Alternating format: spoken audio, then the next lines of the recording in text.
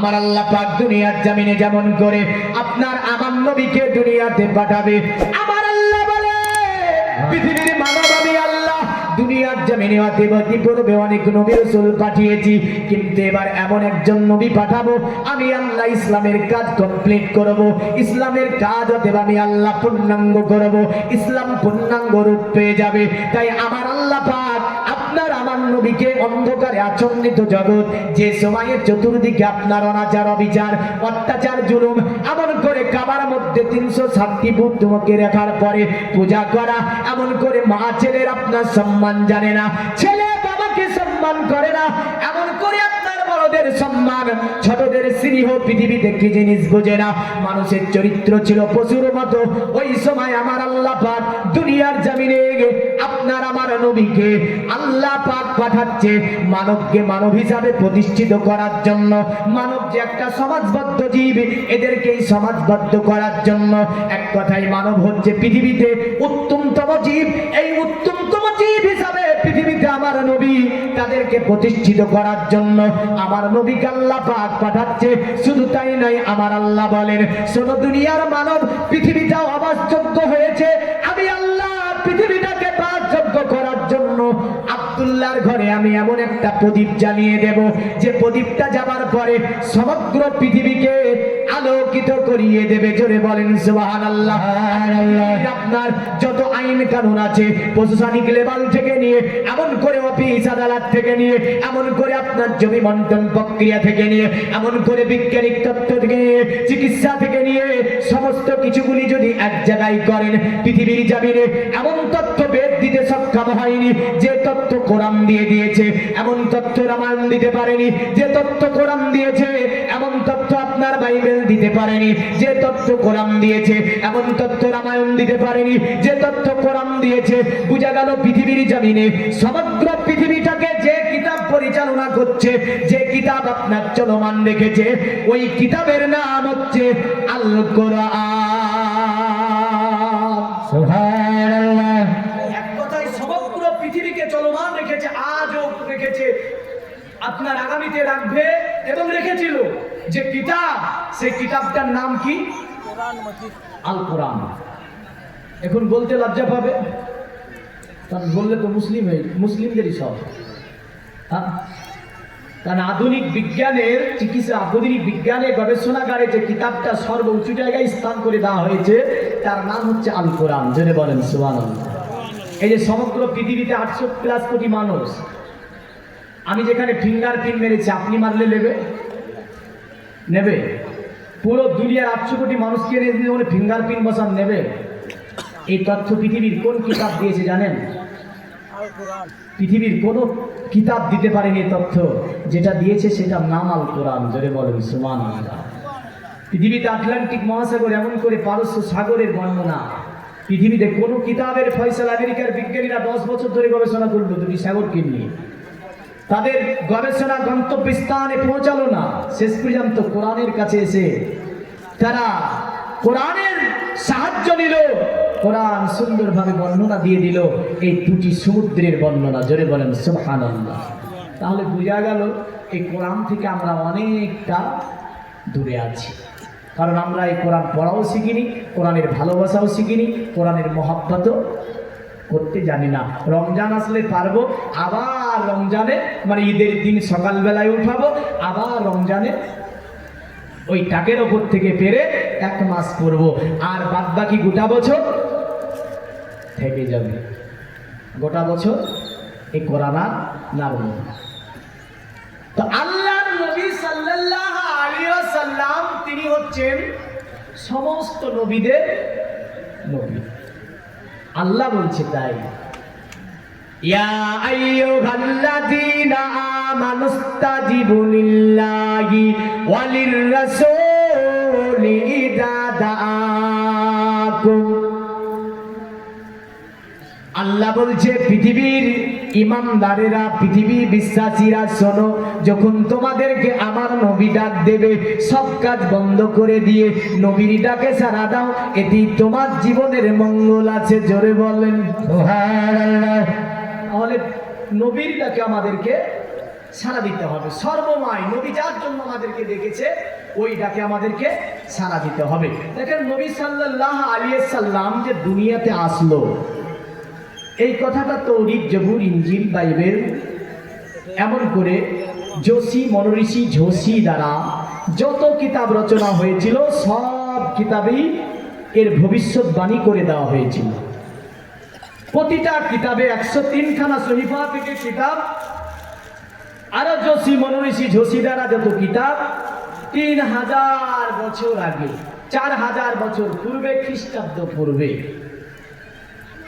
নেপাল শহরে একজন রাজা শুদ্ধোধন, মায়াদেবীর পেটে বাচ্চা, মানে রাজার স্ত্রীর পেটে বাচ্চা। তো রাজার স্ত্রী বলল যে আমি বাবার বাড়ি যাব। তো আগেকার মানুষ কি করত, পালকিতে চড়ে যাদের রাজা বাচ্চা তাদের এটা বহন করতো পালকিতে করে। তো পালকিতে করে যেতেছিল। কি একটা বিষয় দেখেন, তো রাস্তার মধ্যে যেতে যেতে এই মেয়েটির বাচ্চা প্রসবের যন্ত্রণা উঠল। রাজার স্ত্রী, শুদ্ধোধনের স্ত্রীর নাম মায়াদেবী। তো মায়াদেবীর যখন বাচ্চা প্রসবের যন্ত্রণা, তিনি পালকি থামিয়ে দিলেন। পালকিওয়ালারা বলল, অতএব রানী, আমরা তো অনেকটা দূরে যেতে হবে, আপনি তো বসতে পারেন না। একটা গাছের ছায়া ছিল, ওখানে ছায়ার নিচে পালকি লাগালো, লাগিয়ে রানীকে সেখানে বের করে দিল। আর ওই গাছের ছায়ার নিচে একটা বাচ্চা প্রসব করে দিল রানী। কারণ আল্লাহ রব্বুল আলামিন কি না করতে পারে দেখেন, যে রাজার স্ত্রী তার বাচ্চা হচ্ছে একটা প্রাকৃতিক গাছের ছায়ার নিচে। এর মধ্যে কারণ এটাই ছিল যে এই ছেলেটা রাজদরবারে থাকবে না, রাজদরবারে থাকবে না। যদিও আপনার এই ছেলেটি ওখান থেকে চলে গেল। একদিন রাজা শুদ্ধোধন ছেলেটির হাতটাকে ধরে, বড় হয়েছে, নিয়ে যাচ্ছে। আর এক জ্যোতিষী, মনোঋষি দেখে বলছে, শুদ্ধোধন এটা কে? বলে এটা আমার ছেলে। বলে কিছু কথা বলি? বলে বলো। বলে তোমার এই ছেলে রাজদরবারে থাকবে না। বলে কেন? বলে আমি ভবিষ্যৎবাণী দিচ্ছি, 3টি ঘুমঝুকুনের মধ্যে ঢুকে যাবে, দরবার ছেড়ে চলে যাবে, তোমার দরবারে থাকবে না। শুদ্ধোধন এসে বলল, আমার ছেলে, একে বাইরে নিয়ে যাওয়া হবে না, বাইরে কোথাও যেতে দেওয়া হবে না। ছেলে বড় হয়ে গেল। ঘটনা এটা বলবো না, কিন্তু আমি একটু টাচ দিচ্ছি এখানে। ছেলে বড় হয়ে গেল, বিয়ে হলো, বাচ্চা হলো। রাজা ভাবলো যে ওই যে পুরোহিত যা বলেছিল, মনোঋষি যা বলেছিল তা মিথ্যা হবে। কারণ ছেলে হয়ে গেছে, বিয়ে হয়ে গিয়েছে, সংসার হয়ে গিয়েছে, আর যাবে না। রাজা বলল, ওই রকম যেই রকম ভাবে তাকে গাইড করিয়ে থাকতো, ওই গাইড করা বন্ধ করে দিল। একদিন ছেলে মন্ত্রীকে বলল, মন্ত্রী চলো বেরিয়ে যাই, একটু ঘুরে আসি, বাইরে তো ঘুরতে দেয় না কোনোদিন আমার পিতা, আজকে ঘুরতে যাব। বেরিয়ে গেল, রাস্তা দিয়ে চলছিল। যেতে যেতে দেখছে একটা বুড়ো খুনখুনে মানুষ মাজা পড়ে গিয়েছে, হাঁটছে।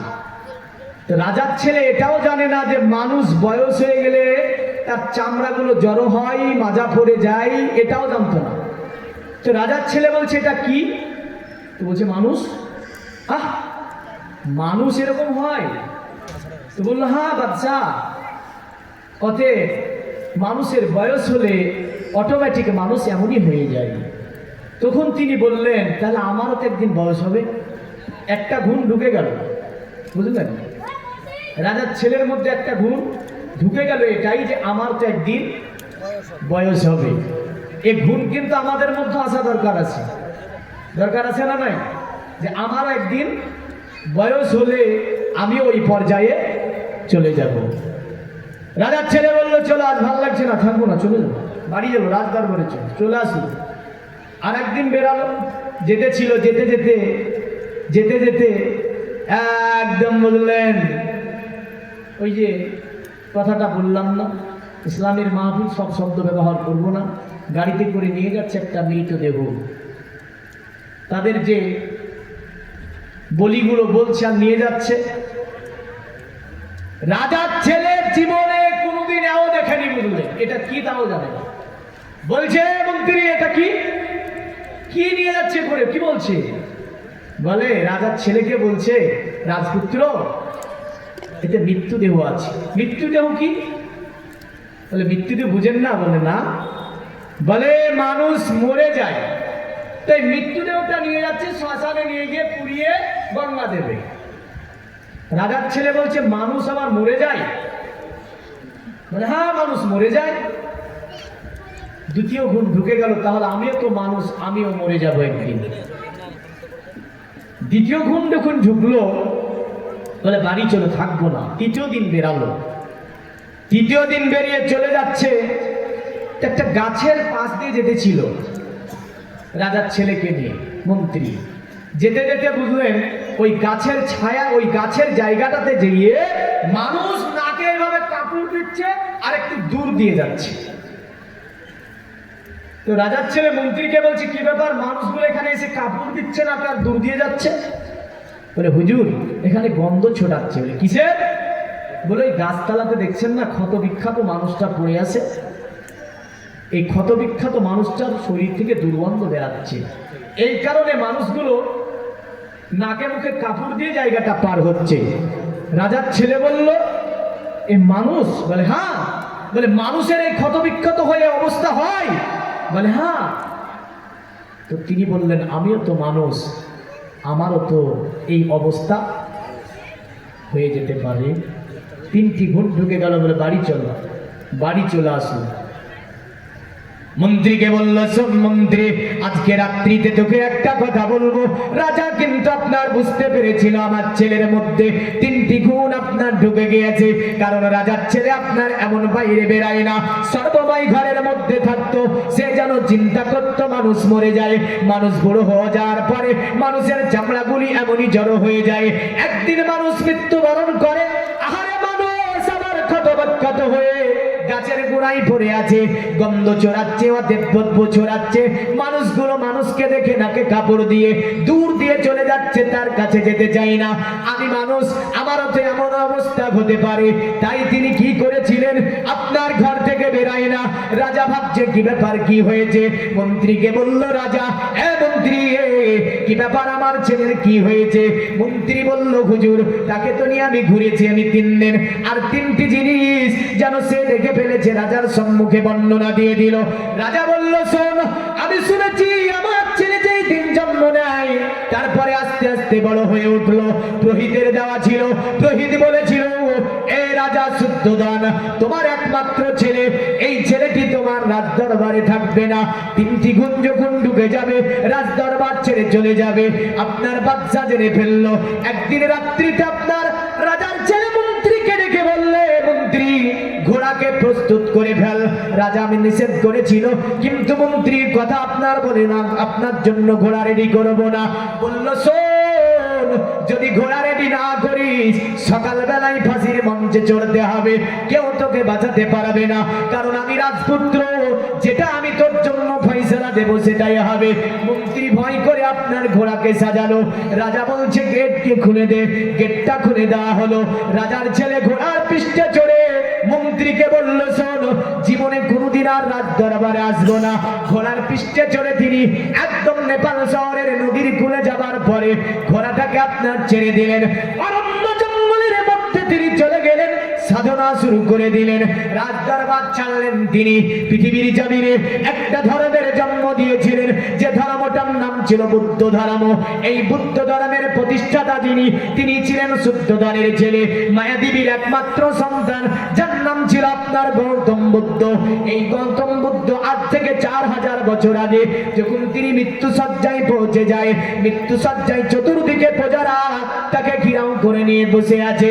তারা বলছে হুজুর আমাদের বুদ্ধ, আপনি তো চলে যাবেন, আপনার জায়গাতে একটা বুদ্ধকে নিয়োগ করে যান, যার আমরা অনুসরণ করে চলবো, যার আমরা অনুকরণ করে চলবো।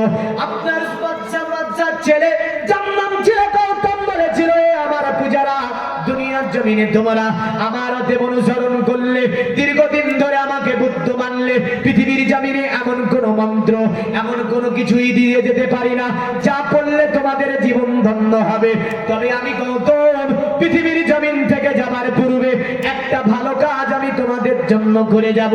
তারা বলল, বুদ্ধ বলুন, এমন কি ভালো কাজ করে যাবেন?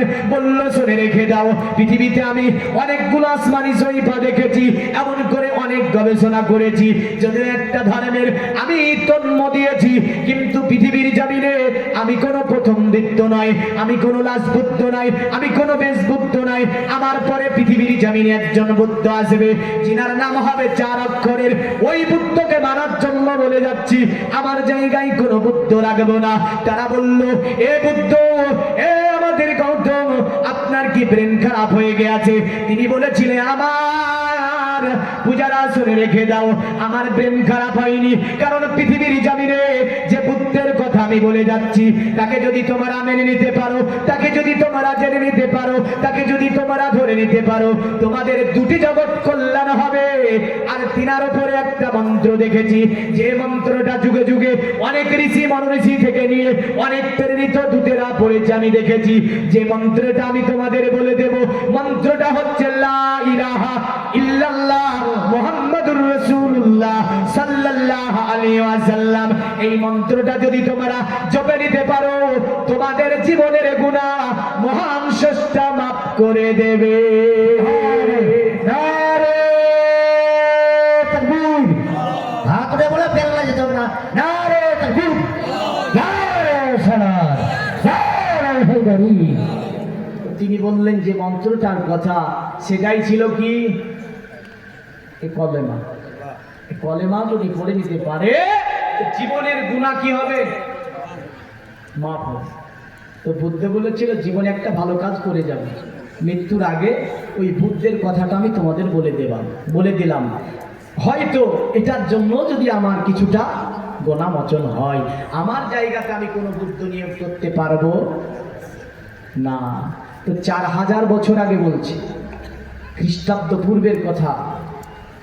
তিনি বলছেন কার কথা? মুহাম্মদ সাল্লাল্লাহু আলাইহি ওয়াসাল্লামের। বোঝা গেল দুনিয়ার জমিনে যত মনের ঋষি এসেছে, যত জ্যোতিষী এসেছে, যত সাধক এসেছে, যত জ্ঞানীগুণী এসেছে, এমন করে ইসলামের নবীগণ এসেছে দুনিয়ার জমিনে, সকলে একজনেরই বার্তা দিয়েছে, যিনি হচ্ছে মুহাম্মদুর রাসূলুল্লাহ সাল্লাল্লাহু আলাইহি ওয়াসাল্লাম। সকলের একই বার্তা ছিল, মুহাম্মদ দুনিয়াতে আসবে, মুহাম্মদ দুনিয়াতে আসবে, মুহাম্মদ দুনিয়াতে আসবে।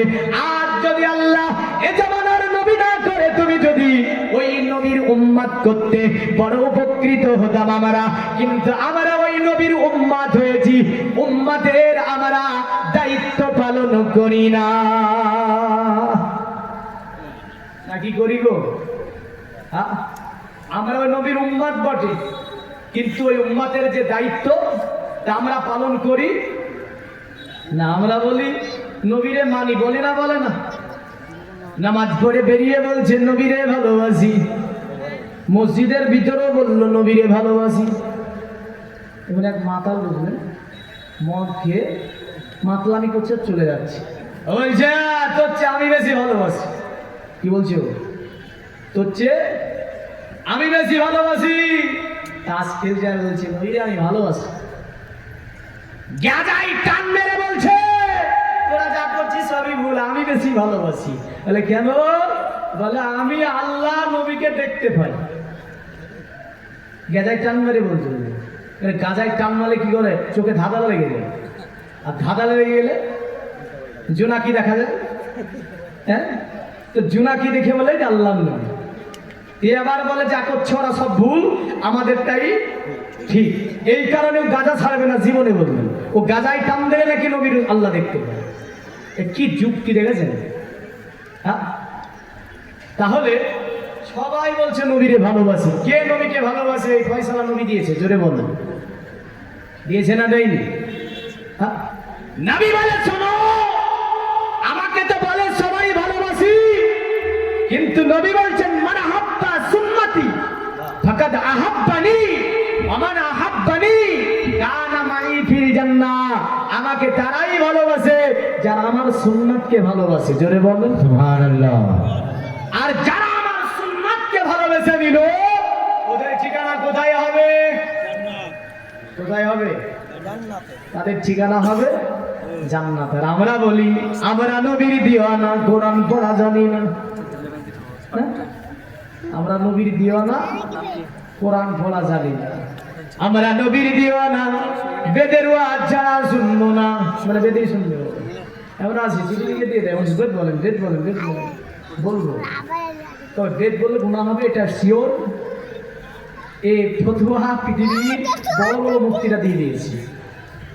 শুনবেন তবু গুনাহ হবে, বলবো তবু গুনাহ হবে, বলে কহে বলবো, কারণ যাতে করে পাকড়াও আপনি আমাকে না করতে পারেন। হ্যাঁ, আসি। আর আমরা বলি কি? আমরা নবীর দিওয়ানা, সুদ খাওয়া ছাড়বো না। সুদ চলে না? চলে না? হ্যাঁ, ইন্টারেস্ট বলে চালায়। হ্যাঁ, ইন্টারেস্ট, সুদ না। আর বলে আমরা নবীর দিওয়ানা, রমজানের রোজা রাখবো না। আমরা নবীর দিওয়ানা, অন্যের মাল হরণ করা ছাড়বো না। আমরা নবীর দিওয়ানা, যৌতুক বন্ধ হবে না। ও বলে আমরা নবীর দিওয়ানা, লটারি কাটা বন্ধ করবো না। কাটে না? কাটে না? আবার গিয়ে ইয়া রাসূলুল্লাহ একটু মিলে যায়, লটারি কাটছে। হারাম। আর হারাম কেউ নবীর রাস্তা দিচ্ছে।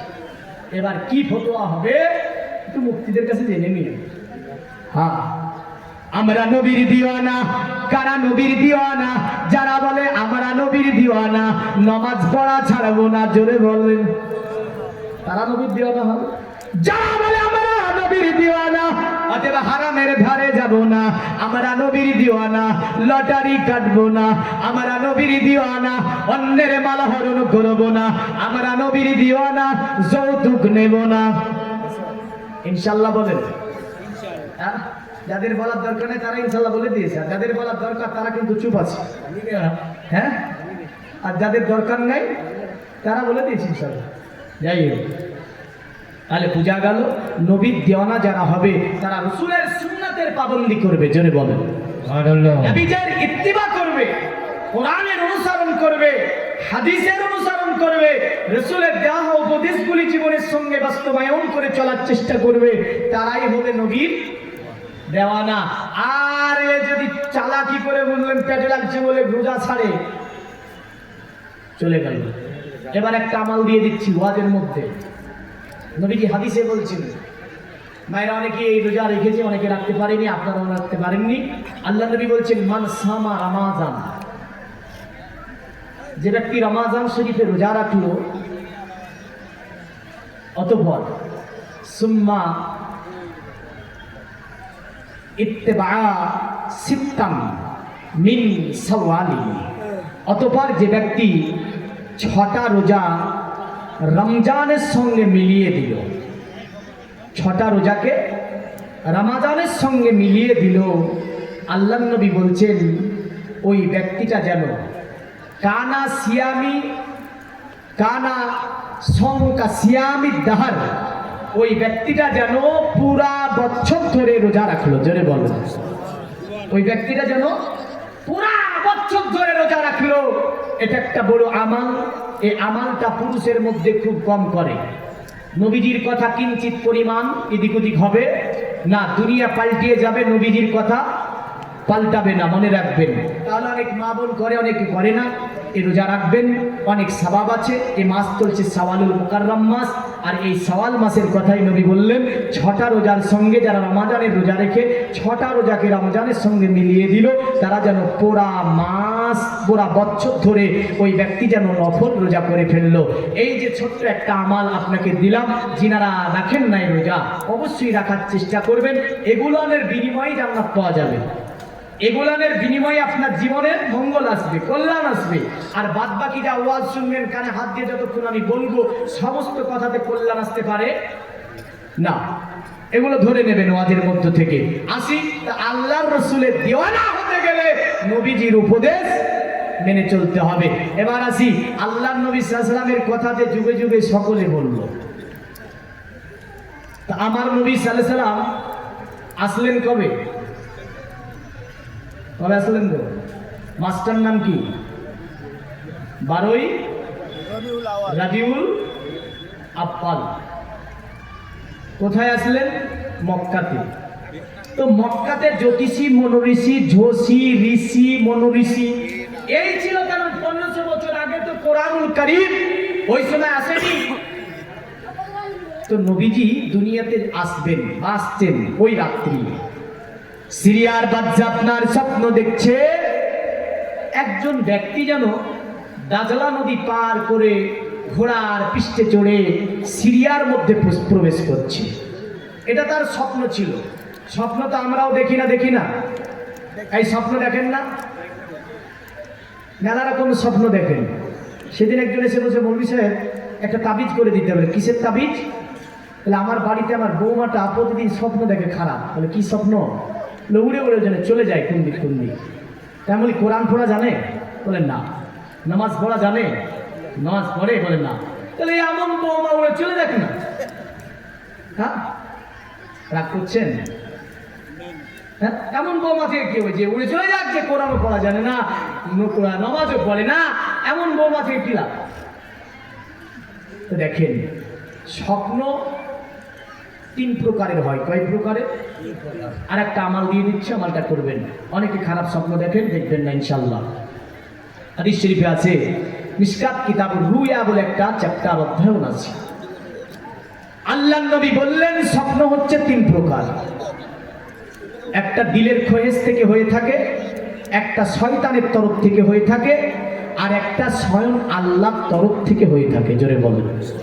নবীজি বলেছেন ওহী আসা বন্ধ হয়েছে। ওহীর 46 ভাগের একটা ভাগ হচ্ছে স্বপ্ন। ওহীর 46 ভাগের 1 ভাগ হচ্ছে স্বপ্ন। তো এই স্বপ্ন খুব খাতারনাক। শয়তানের স্বপ্ন খুব খাতারনাক। বুঝবেন? দেখবেন এদিক ওদিক ঘুরে নিয়ে বেড়াচ্ছে। বেড়াতেই বলবে পোশাক লেগেছে, পোশাক ফির। তো দেখা যাচ্ছে একটা ভালো জায়গা দেখে পোশাক ফিরালো, খুঁজতে গিয়ে দেখা যাচ্ছে বিছানায় পোশাক। এমন আছে না নাই? একাধিক ছেলেরা বিছানে পোশাক করে দেয়। তো শয়তানে চক্রান্ত। যদি শেখসাদি থেকে আমরা এর একটা বর্ণনা এইভাবেও পাই। এখন একজন ব্যক্তি প্রতিদিন বিছানায় পোশাক করে বললেন, স্ত্রী বলছে প্রতিদিন তোমার এই কাপড় চোপড় আমি আর খাসতে ধুতে পারছি না। বলে কি করবো রে? প্রতিদিন স্বপ্ন দেখি ভালো, কি কেমন স্বপ্ন কোন দিক উড়ে চলে যায়। আর মনে হয় একটা ভালো জায়গা দেখে পোশাক করি উঠে দেখি বিছানায় পোশাক। শয়তানের কাজ। হ্যাঁ, শয়তানের কাজ। তো স্ত্রী আবার বলছে, শুনে একটা কথা বলি, শয়তানের মেলা টাকা। শয়তানের নাকি মেলা টাকা। আজকে রাত্রিতে যখন তোমারে বলবে যেখানে পোশাক করো, তো তুমি বলবে এতদিন ধরে আমার বিছানায় পোশাক করালি, আমার টাকা দেয়া। আজ পোশাক করছি না। দূর পরিকল্পনা নিয়ে বললেন বিছানায় শুয়ে আছি। আর ওই রাত্রিতে ঠিক বুঝলেন ওই স্বপ্ন চলছে, যে বলছে একটা ভালো জায়গা দেখে পোশাক ফিরতে যাবে। বলে না, প্রতিদিন বোঝাবে পোশাক করাস, আর পোশাক করছি নাই। ইবলিস বলছে ভালো জায়গা তোর পোশাক করে নে। না, ভালো জায়গা দেখে রোজ পোশাক করি আর বিছানায় পোশাক হয়। তো বলছে ওই স্ত্রীর কথা মনে পড়েছে। বললেন স্ত্রী বলে দিয়েছে যখন তোমার পোশাক করাতে যাইবে এখানে ওখান টাকা চাইবা। তো স্বপ্নে দূর পরিকল্পনা ছিল, বলছে রোজ পোশাক করাস বিছানায়, আমার আজ টাকা দে। তোদের নাকি শুনেছি মেলা টাকা, টাকা নেবি? বলে হ্যাঁ, 1 বস্তা টাকা বুঝলেন মাথায় চাপিয়ে দিয়েছি। হ্যাঁ, ওই মাথায় টাকা নিয়ে বললেন সেই দিন স্ত্রী সেই দিন বিছানায় প্রসাবও হয়েছে, পায়খানা হয়েছে। হ্যাঁ, উঠে বলছে স্ত্রী, বলছে আর তুমি পায়খানা করেছো বিছানায়। বলছে আমার দোষ না, তোর দোষ। আমার দোষ মানে? তুই যে বলেছিলি টাকা চাইতে, তো টাকা চেয়েছিলাম, আর 1 বস্তা টাকা দিয়েছিল, টাকার ভারীতে আজকে পেশাবও হয়েছে, পায়খানা হয়েছে। তো বোঝা গেল স্বপ্নে নয়, এই জিন পরিস্থিতি শয়তানদের কাছে কোনো জিনিস চাওয়া যাবে না। আল্লাহ নবী বললেন স্বপ্ন হচ্ছে 3 প্রকার। বিশ্ব নবী বললেন শোনো আমার উম্মত, এই শয়তান তোমাদেরকে স্বপ্ন দেয় প্রথম রাত্রি থেকে একদম মধ্যরাত্রি পর্যন্ত, সেটা হতে পারে। আর দিলের কোয়েস থেকে বান্দা স্বপ্ন দেখে। যেমন করে আপনার যে কোনো কাজকর্ম বান্দা যখন করে ওই সময়তে আপনার বান্দা যেন ওই কাজের স্বপ্ন দেখতে পারে। আল্লাহ নবী বললেন আর আল্লাহর তরফ থেকে আল্লাহ তোমাদেরকে একটা স্বপ্ন দেয় যেটা শেষে রাত্রি শেষের অংশে হয়ে থাকে। জোরে বলেন সুবহানাল্লাহ। বললেন আমার উম্মত, যদি স্বপ্ন তোমাকে খুবই খারাপ মনে হয়, যদি শয়তান বিতাড়িত শয়তানের স্বপ্ন মনে হয়, আল্লাহর নবী বললেন বাম দিকে 3 বার থুক্কুরি দিবে। জাগৃত হওয়ার সঙ্গে সঙ্গে থুক্কুরি দেওয়ার পরে আউযু বিল্লাহ বিসমিল্লাহ পড়ে আল্লাহর কাছে বলবে, আল্লাহ বিতাড়িত শয়তানের প্লাবন থেকে আল্লাহ তুমি আমাকে হেফাজত করো। আমার নবী বললেন শয়তান তোমার কোনো ক্ষতি করতে পারবে না। জোরে বলেন সুবহানাল্লাহ। আমার নবী যে আমল বলেছে এই আমল যদি আপনি করতে পারেন জীবনে কোনোদিন খারাপ স্বপ্ন দেখবেন না। আল্লাহ সাইয়্যিদানা মাওলানা মুহাম্মদ আলা আলি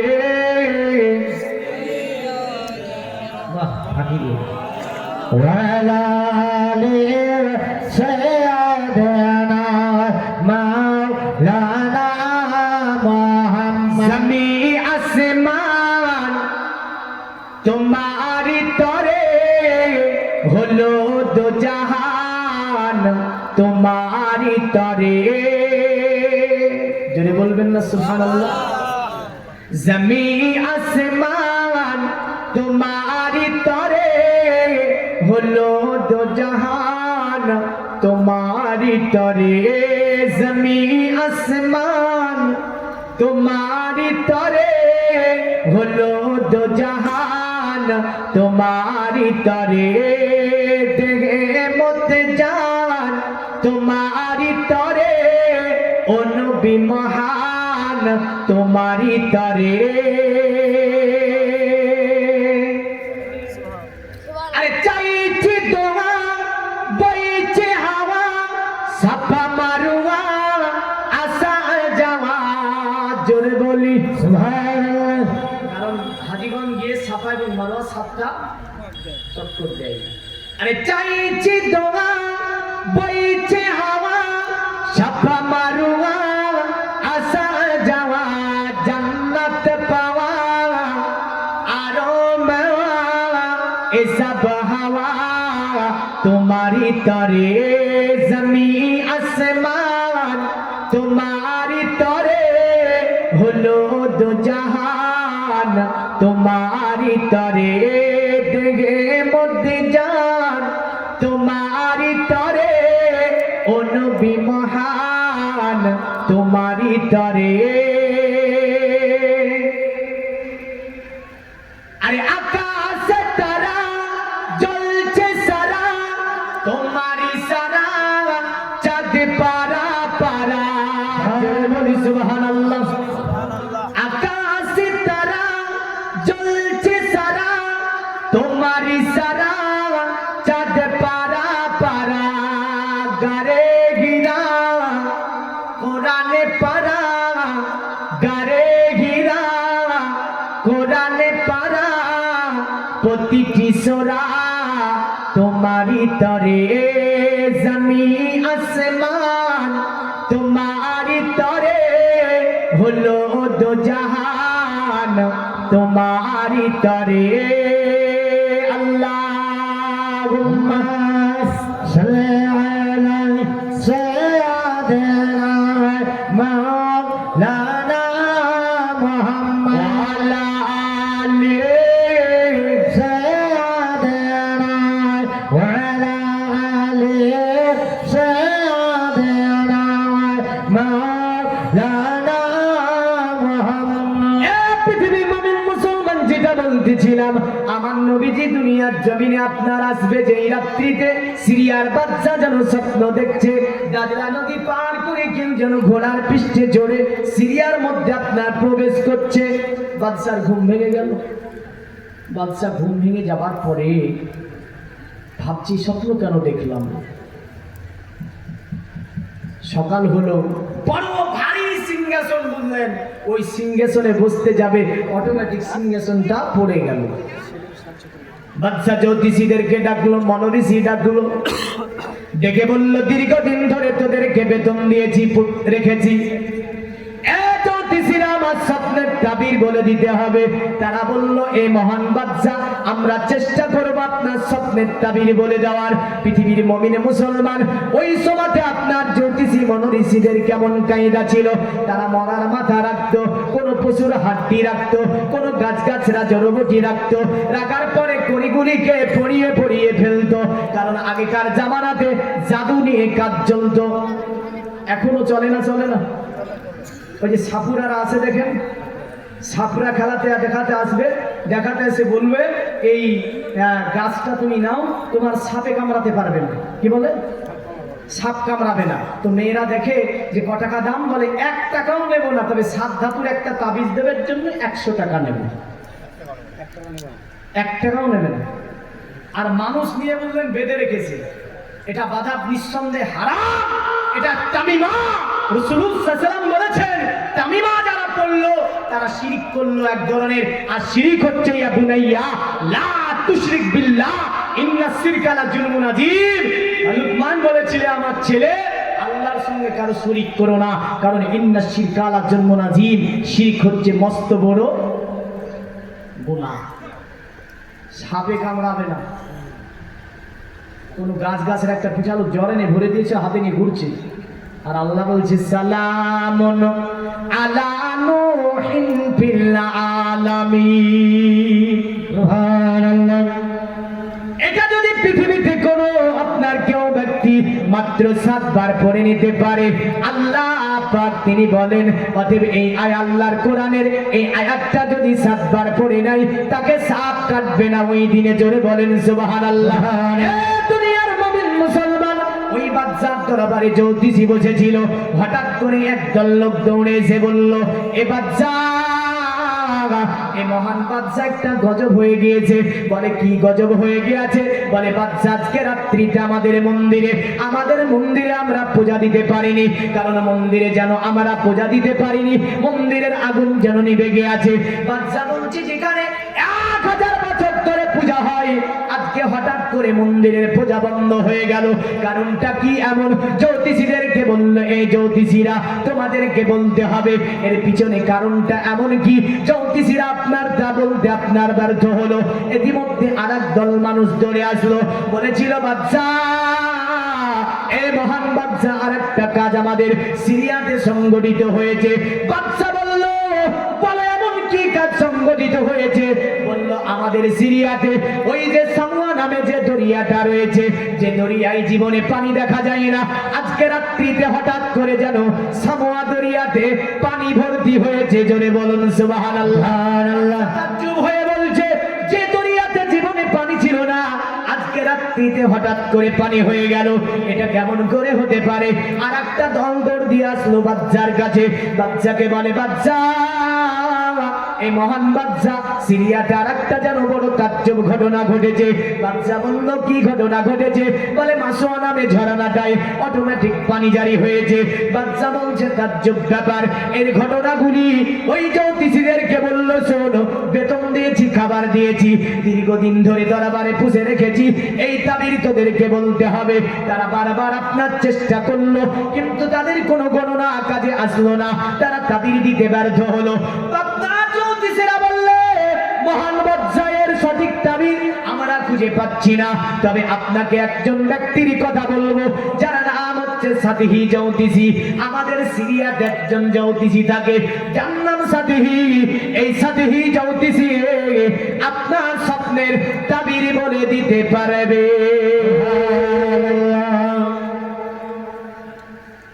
বাদশা বলল তাই? তাহলে ঠিক আছে, কিছু পূজাকে পাঠালো সাতিহি জ্যোতিষীর কাছে। যে সময় সাতিহি জ্যোতিষী মৃত্যু সজ্জায় ছিল, সাতিহি জ্যোতিষী আপনার মৃত্যু সজ্জায় পড়ে গিয়েছিল।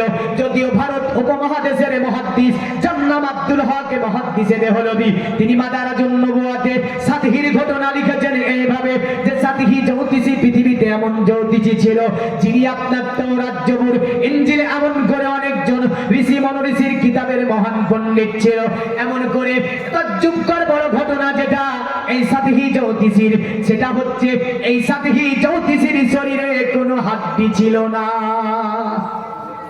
এটা তাজ্জুব লাগবে, কিন্তু ভারত উপমহাদেশের বুকে সবচেয়ে বড় মুহাদ্দিস মাদারাতুন নবুওয়াতে লিখেছেন যে সাতহি জ্যোতিষীর শরীরে কোনো হাড় ছিল না। রেগে যেতে তো বলের মতো গোল হয়ে যেত, এমন একটা মানুষ ছিল। আর অনেকগুলো জিন তাবে ছিল, অনেক জিন তাবে করে রেখেছিল। তো বাদশার শাসন যখন, বাদশার প্রজারা যখন সাতহির কাছে পৌঁছে গেল, সাতহি মৃত্যু সজ্জায়, তাকিয়ে বললে, প্রজারা তোদেরকে পাঠিয়েছে মহান বাদশা, বাদশাকে যাবার পরে বলে দে, কারণ বাদশার স্বপ্নের তাবির আমি বলে দিতে পারবো। আজকে রাত্রিতে বাদশা একটা স্বপ্ন দেখেছে। বলল, এই মহান জ্যোতিষী আমরা তার তাবিরই বলতে পারিনি, এই জ্যোতিষী দয়া করে তাবিরটা আপনি বলে দেবেন। সাতহি বলেছিল বাদশাকে, আমার দরবারে আসতে বল, আমি তার তাবির নিশ্চয়ই বলে দেব। আপনার দ্বারা ফিরে আসলো, মহান বাদশাকে বললে, বাদশা আমরা আপনার তাবির বলতে পারবো না, তবে সাতহি জ্যোতিষী এখন মৃত্যু সজ্জায়, আপনি যদি তার কাছে চলে যান নিশ্চয় আপনার স্বপ্নের তাবির বলে দিতে পারবে। বাদশা আপনার প্রশাসনকে নিয়ে সেই জায়গায় পৌঁছালো। সাতহি মুচকি হেসে বলল, এ বাদশা, আজকে রাত্রিতে তুই স্বপ্ন দেখেছিস দাজালা নদী পার করে কেউ যেন সিরিয়ার মধ্যে প্রবেশ করছে। এর তাবির হচ্ছে আজকে রাত্রিতে এমন একজন বালক জন্মগ্রহণ করেছে, অতি তাড়াতাড়ি তোর রাজত্বের অবসান ঘটাবে। অতএব এই রাজত্ব অতি তাড়াতাড়ি তোর ওই ছেলেটা দখল করে নেবে। সাথী বলছে ব্যাপারটা খারাপ। বাদশা বলল, তাহলে ওই বাচ্চাটা কোথায় জন্ম নেবে? সাথী বললে, বাদশা শুনে রেখে দে, ওই মানবটা জন্ম নেওয়াতে সামুয়া বাসুয়া ঝরানাতে পানি আসবে। ওই বাচ্চাটা যেই দিন জন্ম নেবে আমি তওরাতে দেখেছি, ইনজিলে দেখেছি, জবুরে দেখেছি, আসমানি সহিফাতে দেখেছি, ওই বাচ্চাটা যখন জন্ম নেবে ওই সময়তে ওদের সিরিয়ার মন্দিরে কোনো পূজা হবে না। বলে, হ্যাঁ পূজা হয়নি।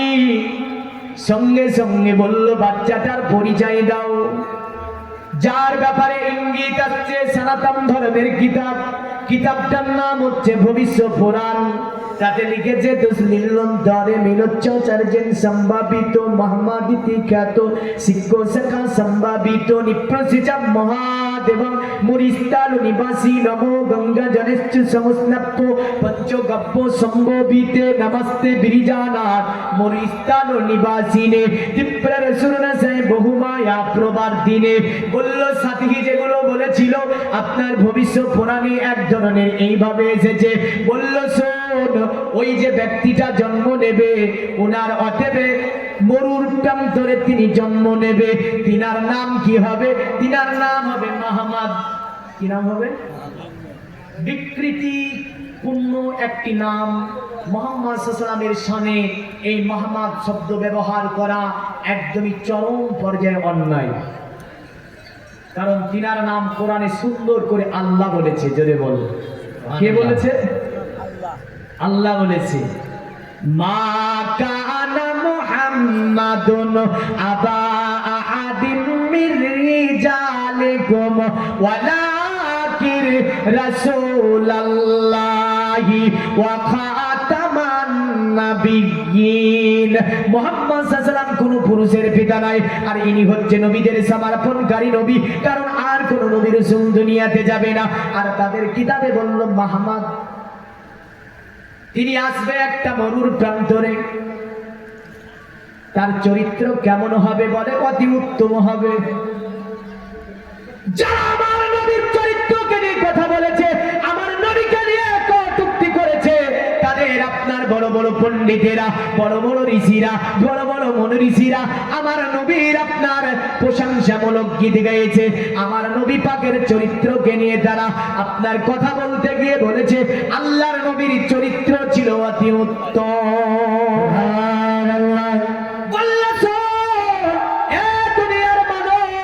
তবে ওই ব্যক্তিটা দুনিয়াতে জন্ম নেবে এত উত্তম চরিত্রে হবে, তিনার চরিত্র দেখে যেন মানুষ তার কাছে আসবে, তার কাছে এসে ওই ধর্মটা মানবে।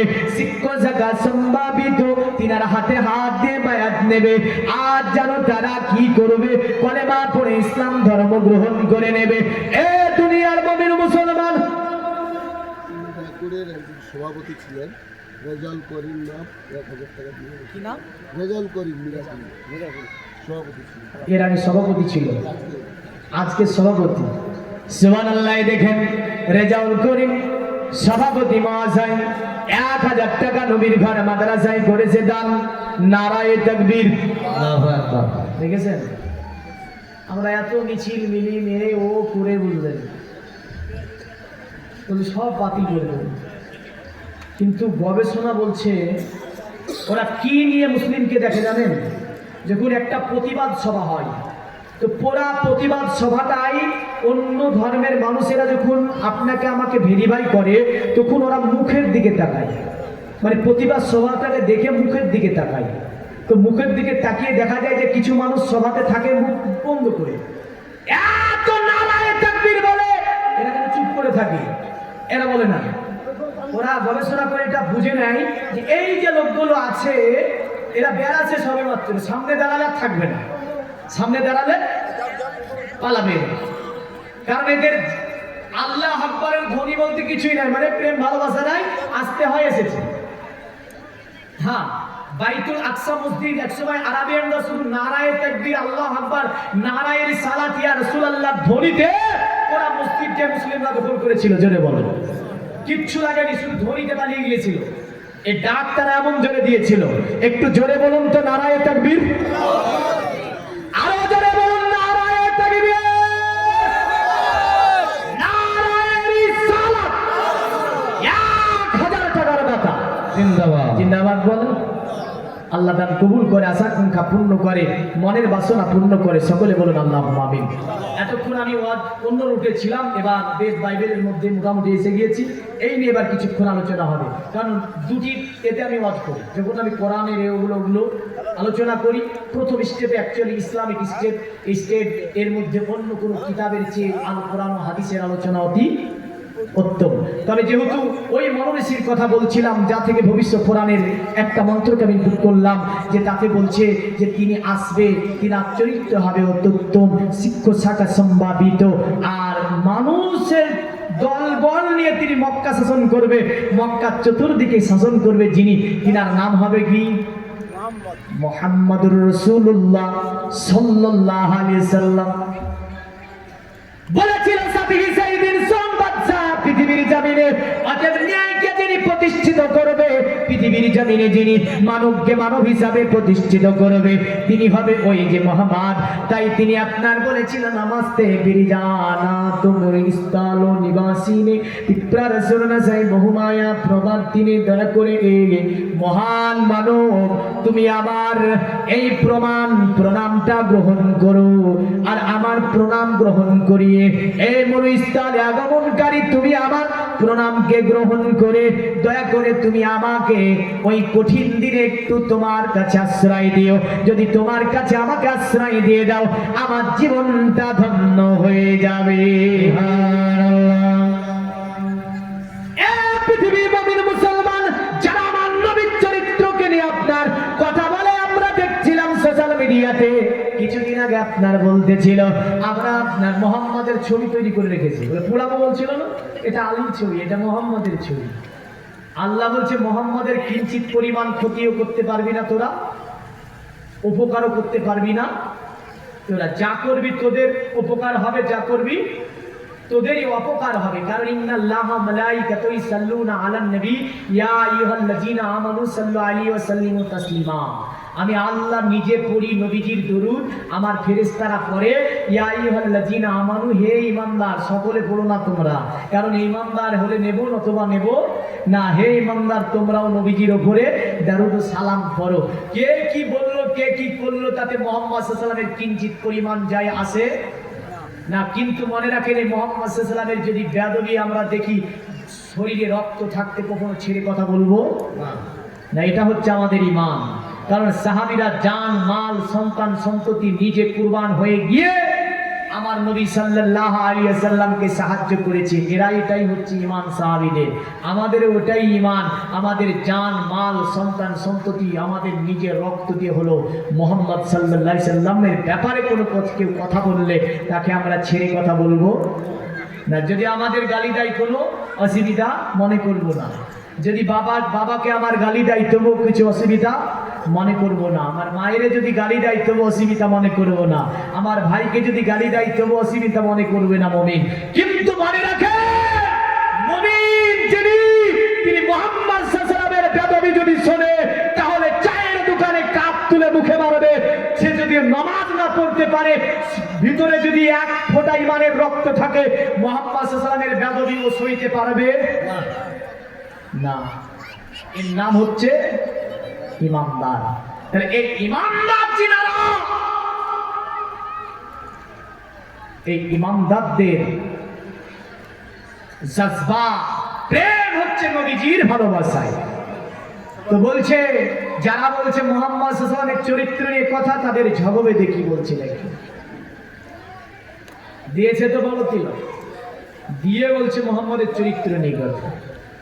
তাদের বলে যে আসফমাসু গমারুয়ে দেবতং জগৎপতিং সিনা সদুদমন নমস্তে শবরজি গুণানিবিতং চিরোরন্না সোনা খোনং হুইনা পুতি মুদ্দাতি। অতএব অবতার কলির কলকি যিনি হবে, মানে অবতার কলির কলকি পুরাণে যার বর্ণনা দিয়েছে দেবা ধর্মা চিত্র যুগা দেবা লকচ্চারা হুষ্টা পুষ্টা সন্তুষ্টা কল্প রজনী চাবুবা ননা দেবাদে লিঙ্গেষু ভূষানে ভূষিতেষু চ ইন্দ্রজালি বুদ্ধাতি কল্পকা পূজা কা জনা ন সন্তি। যত দেব মূর্তির পূজা করিস না কেন, অবতার কলির কলকি যখন দুনিয়ার জমিনে পদার্পণ করবে, দেব মূর্তিগুলো পর্যন্ত ওই অবতার কলির কলকিকে সম্মান জানাবে। দেব মূর্তিগুলোকে পর্যন্ত তার দিকে ঝুঁকে যাবে। যদিও আমরা দেখতে পাই কাবার মূর্তিগুলো রসুলের দিকে ঝুঁকেছিল, আমিনা ঘরের দিকে ঝুঁকেছিল। শুধু তাই নয়, আপনার সিরিয়ার মূর্তিগুলো পর্যন্ত মক্কা আমিনার ঘরের দিকে ঝুঁকে গিয়েছিল। শুধু তাই নয়, আল্লাহর নবী আসলো যেই দিন কাবা মুআজ্জামা পর্যন্ত আমেনা ঘরের দিকে ঝুঁকেছিল। জোরে বলেন সুবহানাল্লাহ। আরে কে জন্মিল আরব দেশে, ও গো ফেরেশতা পড়ে দুরূদ, কার আশাতে রই খুশিতে। জোরে বলুন সুবহানাল্লাহ। সাল্লাম যেদিন এসেছিল, হ্যাঁ, আরে কে জন্মিল আরব দেশে, ফেরেশতা পড়ে দুরূদ, ধ্বংস কেন হলো বেদিন, ও গো ভেঙে পড়ে কাবার বুত, ও গো ভেঙে পড়ে কাবার বুত। কার আশাতে রয় খুশিতে, কার আশাতে রয় খুশিতে, যিনি নিশান ও গালেমান, এই তো সেই নবী মহান। সুবহানাল্লাহ। মানব বেশে দুনিয়ায় এসে কে দেখালেন খোদার শান, এই তো সেই নবী মহান। এসে জিবরিল করতেন নাজিল যার উপরে পাক কোরআন, এই তো সেই নবী মহান। জোরে বলি সুবহানাল্লাহ। এ দুনিয়ার মুমিন মুসলমান, অবতার কলির কলকি পুরাণে তাই বলল দেবা ধর্মা চিত্র যুগা দেবাল কচ্চারা হুষ্টা পুষ্টা সন্তুষ্টা কল্প রজনী চাবুবা নানা দেবাদে লিঙ্গেষু ভূষানে ভূষিতেষু চ। অতএব ওই অবতার কলির কলকি দুনিয়াতে আসাতে দেব মূর্তিগুলো পর্যন্ত তারে সম্মান জানাবে। শুধু তাই নয়, যে গাছ জীবনে ওতে ফুল দিতে পারেনি, ফুল ফোটেনি, ওই গাছে ফুল ফুটবে অবতার কলির কলকি দুনিয়াতে আসাতে। যে ওতে পশু দুগ্ধ দিতে পারেনি, ওই পশুর স্থানে দুগ্ধ আসবে। যে পশুটা দুর্বল ছিল ওটা যেন সবল হবে। যে মরুর প্রান্তরে জীবনে কোনোদিন পানির অভাবে ঘাস প্রান্তরে ঘাস বেরাবে, অবতার কলির কোল কিয়েছে কি করবে? বলে অবতার কলির কোল কিয়েছে ইন্দ্রজালি বুদ্ধাতি কল্পকা পূজা কাজনা ন শান্তি। মানে তিনি আসার পরে ইন্দ্রজালিকদের গল্প কাহিনী নিয়ে মানুষকে ভুলিয়ে ভালিয়ে রেখে যে পূজা করানো হয় সেগুলোকে বন্ধ করবে। আর তিনি দুনিয়াতে অজতে সম্বরী শান্তি, যিনি পৃথিবীতে কাদিয়াতে শান্তি কায়েম করবে তিনি হচ্ছেন অবতার কলির কলকি। সুবহানাল্লাহ। এবার বলছে অবতার কলির কলকির চরিত্র কেমন হবে, তিনি কে, পরিচয় দিতে চলবো। তবে তারা যদিও বলেছে তিনার চরিত্র হবে অশ্বমসু গমারুহে দেবদত্তং জগৎপতি অসিনা সাধু দামান নামাশ্চি সবার যে গুণানিমিতান। মানে তিনি এমন হবে বিশ্ব মানব হবে, তার মতো দ্বিতীয় আর কাউকে পাওয়া যাবে না। সুবহানাল্লাহ। আরে বলে যে নবী আমার মতো বড় ভাই, কি বলে আমার মতো বড় ভাই, কিন্তু আমার নবীর সমতুল্য কারো সঙ্গে হবে, কারো সঙ্গে হবে না। তো বলছে যে তিনি হবেন বিশ্ব মানব। অবতার কলির কলকি কি হবে? তারপরে অবতার কলির কলকিটা কে এই পরিচয় দেবে, তিনি কে? তো বলছে তিনি হবে বিশ্ব মানব। তো বলেন বিশ্ব মানব বলতে কারে বোঝায়? ইনার মতো আর দ্বিতীয় মানব হবে না, তিনি মুহাম্মদ সাল্লাল্লাহু আলাইহি ওয়াসাল্লাম। আর বিশ্ব মানব যাকে বলা হয়, বলল তিনার মধ্যে সমস্ত সদ্গুণের অধিকারী হবেন তিনি। জোরে বলেন সুবহানাল্লাহ। তার কোনো চরিত্রে দাগ থাকবে না, তাই বললো তার কোনো চরিত্রে দাগ পাওয়া যাবে না। যত সদ্গুণগুলি আছে অবতার কলির কলকির মধ্যে পাওয়া যাবে। যদিও আমার নবীর চরিত্র নিয়ে কোরআন বলেছে ইন্নাকা আলা খুলুকিন আযীম, নবী আপনি হচ্ছেন উত্তম চরিত্রের অধিকারী। জোরে বলেন সুবহানাল্লাহ। আর কি যুক্তিরাজ্যের বিজ্ঞানী লীল আর্মস্ট্রং তিনি বলেছিলেন দুনিয়ার মানব পৃথিবীর জমিনে মুহাম্মাদের জীবনী পড়লাম, সিরাতুন নববী পড়লাম, সিরাতুর রাসূল পড়লাম, এমন করে অনেক কিতাব আমি পড়লাম, কিন্তু মুহাম্মাদের জীবনী পড়ে মুহাম্মদ সাল্লাল্লাহু আলাইহি ওয়াসাল্লামের জীবনে কিঞ্চিত পরিমাণ ভুল আমি দেখতে পাইনি। আমি নীল আর্মস্ট্রং পৃথিবীর জমিন থেকে চাঁদের মাটিতে আমি গিয়েছিলাম, চাঁদ ভ্রমণ করেছি আমি, কারণ পৃথিবী থেকে সর্বপ্রথম তিনি 1969 খ্রিস্টাব্দে তিনি সর্বপ্রথম চাঁদে গিয়েছিলেন। তিনি ছিলেন নীল আর্মস্ট্রং। তিনি আপনার আসার পরে বলেছিলেন যে দুনিয়ার জমিনে অতএব মুহাম্মাদের জীবনী খুঁজে একটা মুহাম্মাদের জীবনে দাগ দেখতে পেলাম না, কিন্তু আমি নীল আর্মস্ট্রং চাঁদের গায়ে একটা বড় দাগ কাটা দেখেছি। মানে চাঁদের গায়ে দাগ আছে, আমার নবীর চরিত্রে দাগ না। সুবহানাল্লাহ। নারে তাকবীর, নারে সালাত। আল কোরআনের আলো, ওলি আল্লাহ যেখানে আমরা থাকবো সেখানে। এ দুনিয়ার মুমিন মুসলমান শুধু তাই নয়, দুনিয়ার জমিনে আপনার আমেরিকার বিখ্যাত একজন বিজ্ঞানী যিনি বলেছিল যে মোহাম্মদকে নিয়ে আমি কোরআনের গবেষণা করতে বসলাম, কোরআনকে আমি ভুল ধরার জন্য চেষ্টা করলাম। যিনি ছিলেন আপনার নরেন্দ্র সিং, তিনি বলেছিলেন দুনিয়াতে মুসলমানদের কোরআন আমি 72 বার পড়লাম, কিন্তু মুসলমানদের কোরআন 72 বার পড়ে নিয়াতটা ছিল কোরআনের ভুল ধরা, নিয়াতটা ছিল কোরআন থেকে ভুল বের করে দেওয়া। কিন্তু নরেন্দ্র সিং যখন এই আয়াত দেখেছিল ইন্নাকা আলা খুলুকিন আযীম, এ নবী আপনি মহান চরিত্রের অধিকারী, কারণ পৃথিবীতে আপনার চরিত্রের সানাদ আমি আল্লাহ কোরআন দিয়ে দিচ্ছি। তো নরেন্দ্র সিং বলেছিল অতএব পৃথিবীতে মুহাম্মদকে নিয়ে অন্য ধর্মের মানুষেরা যত যা করে না কেন আমি উত্তম চরিত্র দেখছি মুহাম্মদের। তিনি আল্লাহর নবীকে নিয়ে গবেষণা করলেন, করার পরে বোনাস সম্মানে বলেছিল শোনো মুসলমানদের কিতাবের ভুল ধরা তো দূরের কথা, আমার জীবনে একাধিক জায়গাতে আমি ভুল খুঁজে পেয়েছি, এই কারণে আমি আজকে আমার পোশাক চেঞ্জ করে দিলাম, চলার গতি পাল্টিয়ে দিলাম। এমন করে আমি নরেন্দ্র সিং মুহাম্মাদের চরিত্রে দাগ কাটবো বলেছিলাম, আল্লাহর নবীর চরিত্রে কোনো দাগ নাই। কারণ আমি এগুলো ভেরিফাই করতে গিয়ে, এই গবেষণা করতে গিয়ে আজকে ধর্মকে ত্যাগ করে দিলাম। আজ ধর্ম ত্যাগ করে আমি কলেমা পড়লাম লা ইলাহা ইল্লাল্লাহ মুহাম্মাদুর রাসূলুল্লাহ সাল্লাল্লাহু আলাইহি সাল্লাম পড়ে আমি ইসলাম ধর্ম গ্রহণ করে নিলাম। শুধু তাই নয়, বিখ্যাত চিকিৎসা বিজ্ঞানী যার নাম ছিল আপনার ইবনে সিনা, যিনি আপনার হোমিওপ্যাথিক যে প্রতিষ্ঠাতা ছিলেন, পৃথিবীবাসীকে একটা কিতাব দিয়ে গেলেন। কিতাবের নাম দিলেন কানুন ভিত্তিক। এই কানুন ভিত্তিক বিভিন্ন ভাবে একে অনুদিত করে বিভিন্ন আপনার মেডিকেলে এখনো পড়ানো হচ্ছে। এই আপনার ইবনে সিনা আরবের জমিনে ট্যুর করতে যান। তিনি ভ্রমণ করতে যাবার পরে দেখে আরবের ভাষা হচ্ছে আরবি, আর তিনি আরবি বুঝতে পারে না। আরবের মানুষকে বলে এই ভাষাটা কি ভাষা? বলল আরবি ভাষা। বলে তোমাদের আরবি ভাষার মূল কিতাবের নাম কি?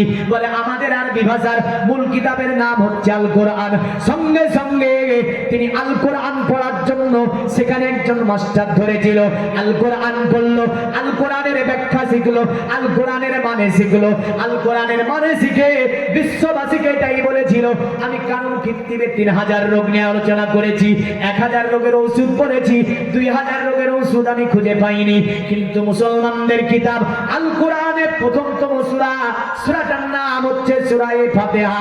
কাফিয়া অফিয়া সাফিয়া সেতা উম্মুল কোরআন সাবে মাসানি, সূরাতুস সালাত, সূরাতুদ দোয়া, সূরাতুশ শিফা। নবী বলেছেন 3000 রোগের ঔষধ হচ্ছে সূরাতুল ফাতিহা। সুবহানাল্লাহ, সুবহানাল্লাহ। দেখেন বেনামে একজন 500 টাকা নবীর ঘর মাদ্রাসায় পাঠিয়ে দিয়েছে আল্লাহ। দানকে কবুল মঞ্জুর করুন, হায়াত দারাজ করুন, অসুখ বিসুখ থেকে হেফাজত করুন আল্লাহ। এমন করে আত্মীয় স্বজন যারা অন্ধকার করে তাদের কবরগুলোকে কুশেদা মানোয়ার করে জান্নাতের টুকরা বানিয়ে দিয়ে আল্লাহ আল্লাহ আমিন বলতে হয়। হ্যাঁ, কারণ এটা দোয়া হচ্ছে, তো আমরা বলবো কি আল্লাহ ও আমিন। তো যাই হোক, দেখেন এই ইবনে সিনা বলেছিল পৃথিবীর জমিনে উত্তমতম কিতাব হচ্ছে আল কোরআন, আর উত্তমতম মানব হচ্ছে মুহাম্মদ সাল্লাল্লাহু আলাইহি ওয়াসাল্লাম। কারণ তিনি এক নজরে বলছেন এটা হচ্ছে সূরাতুশ শিফা, 3000 রোগের ওষুধ। শুধু ইবনে সিনা তাই বলেছিল না, ইবনে সিনা বলেছিল শোনো মুহাম্মদ সাল্লাল্লাহু আলাইহি ওয়াসাল্লাম তিনি বলেন লা তাকুলুস সামাকা ওয়ালা তাসরিবাল লাবান। মুহাম্মদ বলেছে যে তোমরা দুগ্ধ পান করার সাথে সাথে মাছ ভক্ষণ করো না। আমি ইবনে সিনা রাসূলের হাদিসকে নিয়ে গবেষণা করে দেখলাম যে যদি মাছ আর দুগ্ধ একসঙ্গে খায় তাহলে পাচনতন্ত্রে কমজোরি হবে, এ হজম শক্তি কমে যাবে। এমন করে দুটি অ্যাসিড ভিন্ন ধরনের বিভিন্ন পেটের কমপ্লেন হবে। আর মুহাম্মদ দুটি খাবার দেখে কোনো গবেষণা করলো না, মুহাম্মদ কোনো তাকে নিয়ে কোনো দেখা যাচ্ছে ল্যাবরেটরিতে নিয়ে গেল না। সুবহানাল্লাহ, সুবহানাল্লাহ। হামিদুর রহমান 1000 টাকা, নারায়ে তাকবীর, আল্লাহু আকবার। আল্লাহ এ দানকে কবুল ও মঞ্জুর করুন। হামিদুর রহমান সভাপতি, তিনার হায়াতকে দারাজ করুন। আত্মীয় স্বজন যারা অন্ধকার করে তাদের কবরগুলোকে কুশাদা মানোয়ার করুন। আর একজন 200 টাকা পাঠিয়েছে দান, যাচাই জেনিয়াতে পাঠিয়েছে দান, কবুল করিয়ে নাও তুমি পাক সুবহান। জোরে বলেন আল্লাহুম্মা আমিন, আল্লাহুম্মা আমিন। আপনারা যেটা দেবেন চটচট করে দিয়ে যাবেন, কারণ হ্যাঁ আরেকজন বক্তাও আছে, একটু চটচট করে দিয়ে যাবেন, দোয়া করে যাব। কারণ মুসাফির হালাতে আছি দেখেন। হ্যাঁ, কারণ আমি মোটামুটি কলকাতা ছিলাম 2 দিন, তারপরে ঢুকেছি আপনাদের এখানে। 5 দিন হয়ে গেল বাড়িতে বেরানো, মুসাফিরি চলছে, দোয়া করে যাব। যে না দিবেন একটু চটচট করে। নাজমুল ইসলাম ঝঞ্ঝারি পাড়া 500 টাকা দান করেছে আল্লাহ। খানকে কবুল ও মঞ্জুর করে দিন, হায়াতকে দারাজ করে দিন। रिसालत या रसूल अल्लाह, मसला के आला हजरत जिंदाबाद, मसला के आला हजरत जिंदाबाद। सैयद गुलाम दिलानी साहिब, সৈফুর রহমান, सैयद गुलाम दिलानी साहिब जिंदाबाद। नारे तकबीर, अल्लाहु अकबर। नारे रिसालत या रसूल अल्लाह, उलमाए अहले सुन्नत जिंदाबाद, उलमाए अहले सुन्नत जिंदाबाद। मसला के आला हजरत जिंदाबाद, मसला के आला हजरत जिंदाबाद। सैयद गुलाम दिलानी साहिब जिंदाबाद, सैयद गुलाम दिलानी साहिब जिंदाबाद। नारे तकबीर।